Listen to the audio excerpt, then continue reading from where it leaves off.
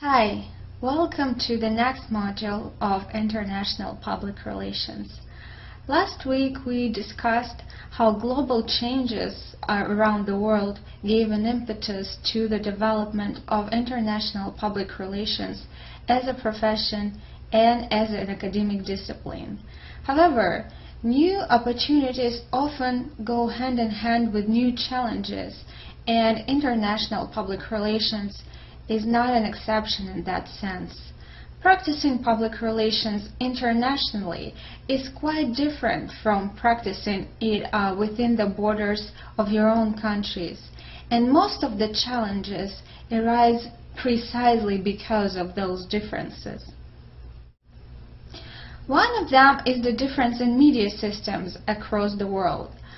In some countries, for example, in the UK or France, the communication environment is pretty open and most people have access to various types of media, and the media are relatively free from government control. In others, the communication environment is limited by low literacy rate, low media penetration, and or tight government control. That means that you may find yourself very limited in terms of tools that you can use to achieve your strategic communication goals. Also, the definitions of public relations and what constitutes its practice vary significantly across the world. One thing that you can discover is that it's been a long transition from propaganda to public relations, in particular in the former USSR countries.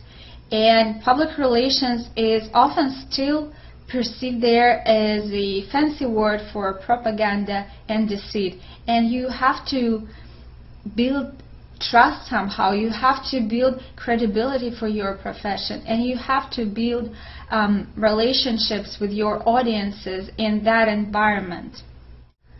Another form of public relations is nation building. For example, for newly emerged countries with colonial legacy, or those who gained independence after the collapse of the Soviet Union, for them, nation building is the dominant public relations function. By nation building, we mean concentrated government efforts to achieve domestic and international goals. And this is really important for emerging countries because domestically their governments have to deal with people who approve the fact that their country gained independence, but also with those who aren't happy with that. Also, sometimes they have to deal with the fact that one part of the country speaks one language, whereas the other part of the country speaks a completely different language. And they have to somehow build that identity that would be shared by all those people, which is not as easy. And they also have their international goals. They are struggling to get international recognition because they need to establish diplomatic and business relationships with other countries to advance their own economy. And this is what nation building is all about. This approach is actually pretty common in Europe, and that's probably because Europe has been shaped and reshaped throughout its whole history. And even in the 20th century, the political map of Europe changed multiple times.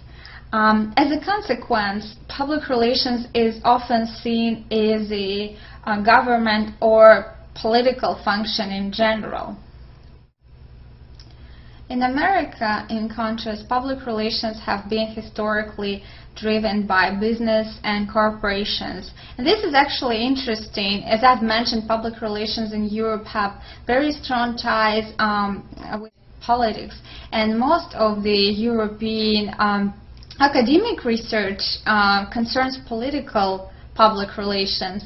And it was very surprising for me when I moved here to find out that political public relations is actually an emerging discipline in the United States, and our profession has been seen primarily through the corporate lens. In other cultures, in particular in Asia and in the Middle East, public relations have emphasis on social relations rather than on communication per se. And for this reason, it's perceived as a hospitality-related profession, and practitioners most often deal with receiving delegations, guest relations, and translation services, and things like that. And then cultural diversity, ethnic, religious diversity, which goes back to the differences in value systems. Again, it makes it challenging to find a common ground with our audiences. And obviously, language barrier makes it difficult to win hearts and minds of people. In that sense, learning another language is really important, because speaking a different language is not simply translating your thoughts to the words that are used in that language. It means having a different frame of reference. For example, I cannot translate to my friends in Russia what a social security number is, just because we don't have anything like that, and they don't have that frame of reference to understand what it means. So these sorts of challenges have contributed to the development of international public relations as a profession and as an academic discipline. As Dr. Mayeda mentioned during the last session, there are multiple players practicing international public relations, such as governments, nations, NGOs, multinational corporations, which we refer to as MNCs. And currently, those MNCs are the strongest entities behind the international PR. And most of them are American, which means that the odds that you will be practicing international public relations are greater than for public relations students in any other part of the world. The issues that you might encounter as your organization establishes international presence include, but not limited to, negotiating language and culture and vice versa. That's because meaning is often not literal. Understanding cultural practices, not offending the population of the host country by not understanding what their cultural practices are.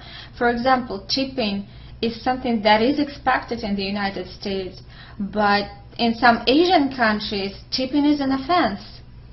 Then balancing short-term corporate demand for economic results with the time needed to build relationships, again, is a challenge. Working through within asymmetric power relations that exist in the different parts of the world. Clashing local and domestic governments over legal issues.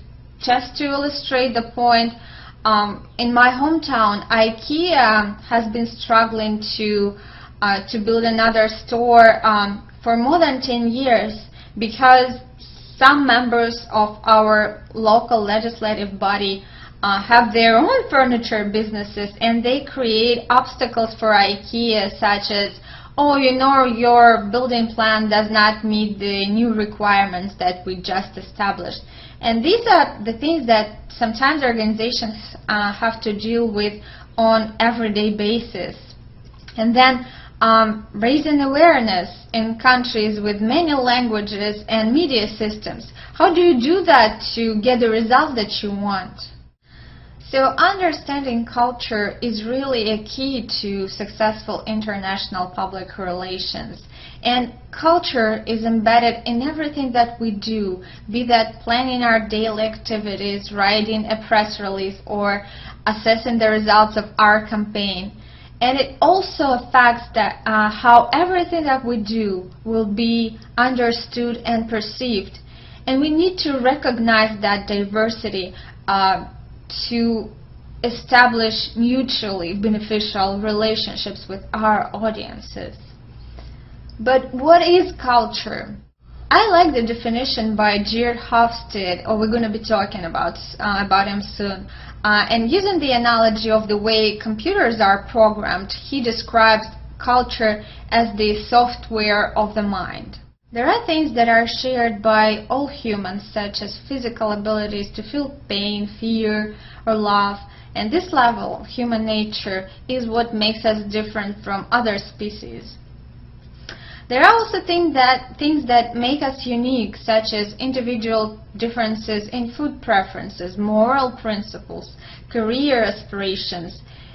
It's the top level of our uniqueness in mental programming.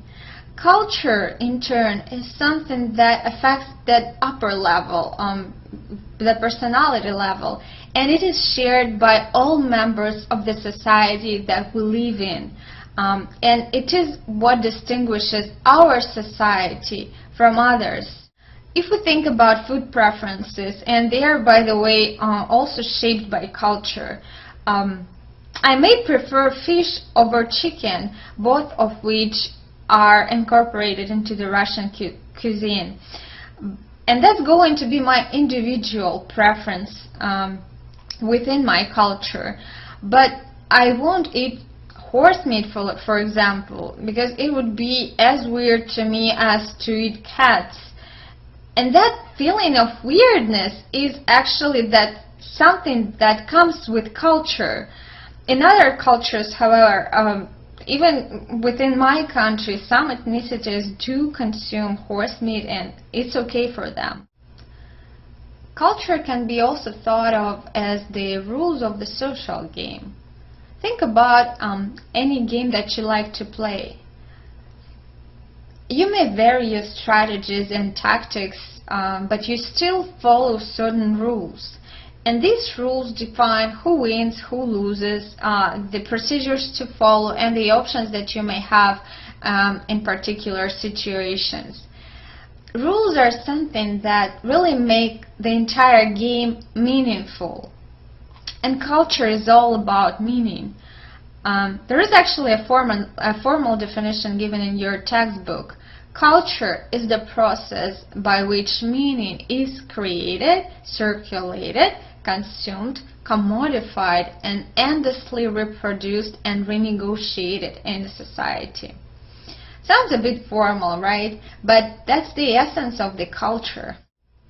Culture forms a society's meaning system. So basically, linking the definition given in your textbook with the Hofstede's one, we can say that societies belonging to different culture differ in the meanings that they attach to things. Meaning is expressed through language, and things and events just don't make sense in and of themselves. We give them meaning by presenting and defining them.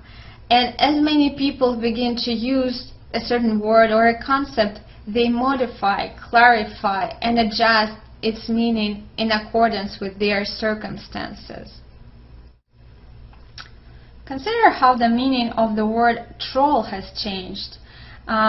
Originally, it means a dwarf or a giant from a Scandinavian folklore. And now what is the first thing that comes to mind?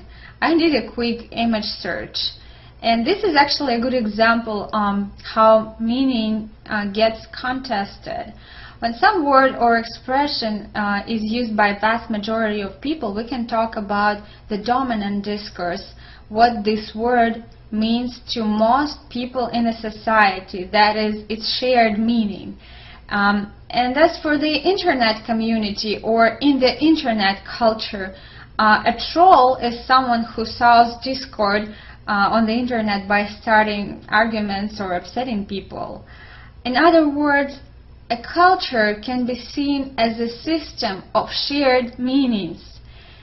And the next few weeks we're going to be talking about the circuit of culture, which sheds some light on the processes behind those shared meanings.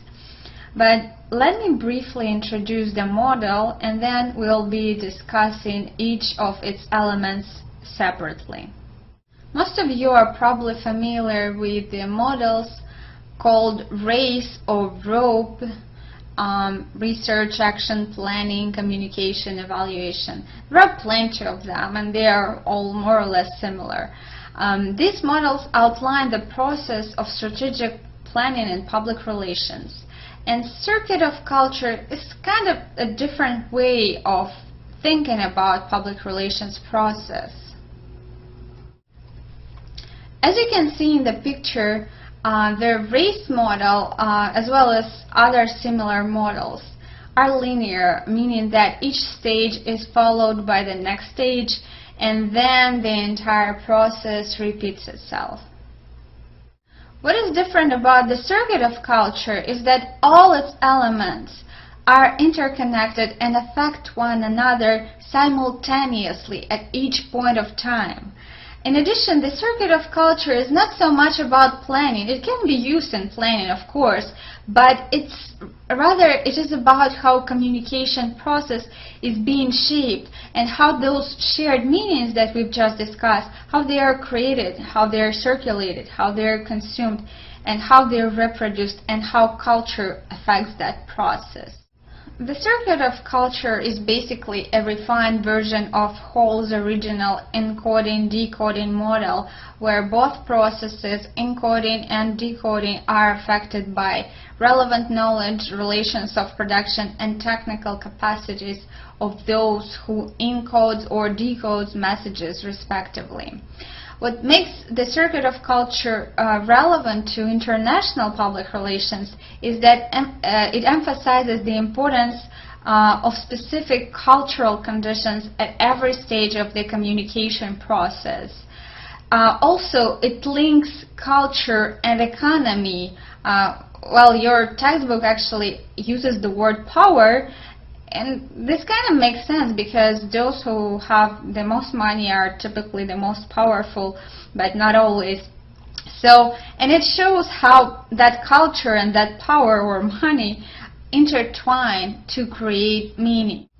As you can see in the picture, the circuit of culture consists of 5 moments: regulation, representation, identity, production, and consumption. And any cultural artifact can be analyzed through the lens of this model. Regulation. In terms of international public relations, regulation is something that's allowable, acceptable, correct, and this may include cultural norms or legal regulations, and it provides the context for public relations activities.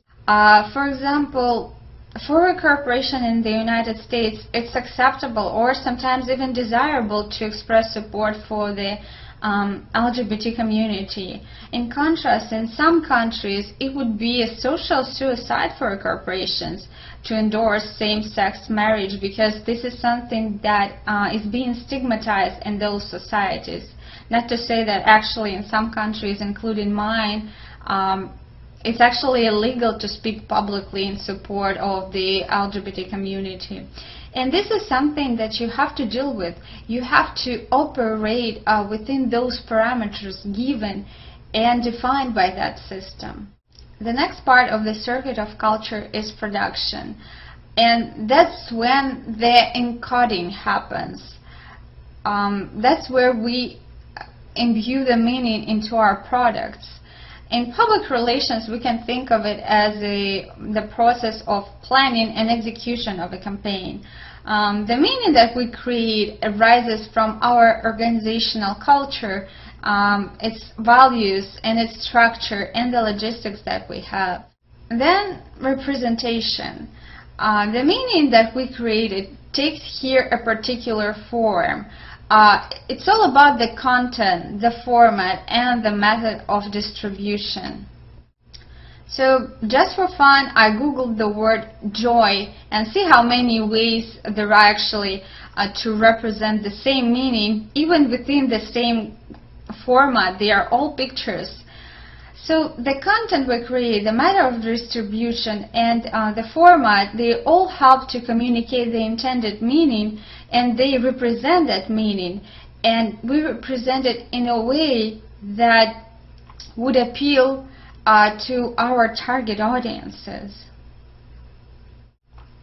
The next moment within the circuit of culture is consumption.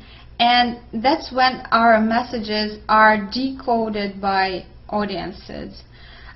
In the process of decoding, they also apply their own meanings, and they also using their own frames of reference when they encounter your message. I'm pretty sure actually that when you guys see this picture, things that would come to your mind would be quite different from those things that would come to my mom's mind, for example. For those who lived in the USSR 30 years ago, this was a symbol of freedom and democratic change that began in our country with the opening of the first McDonald's restaurant. The last but not the least moment in the circuit of culture is identity. And it's about who we are, how we want others to see us, or who our customers are, what makes them different from the customers of our competitors. So we as public relations practitioners encode content with the dominant identity we want to convey. But the trick is that our customers create their own identities for products and organizations, and they not necessarily coincide with the identities that we intended. But let's talk about it next time.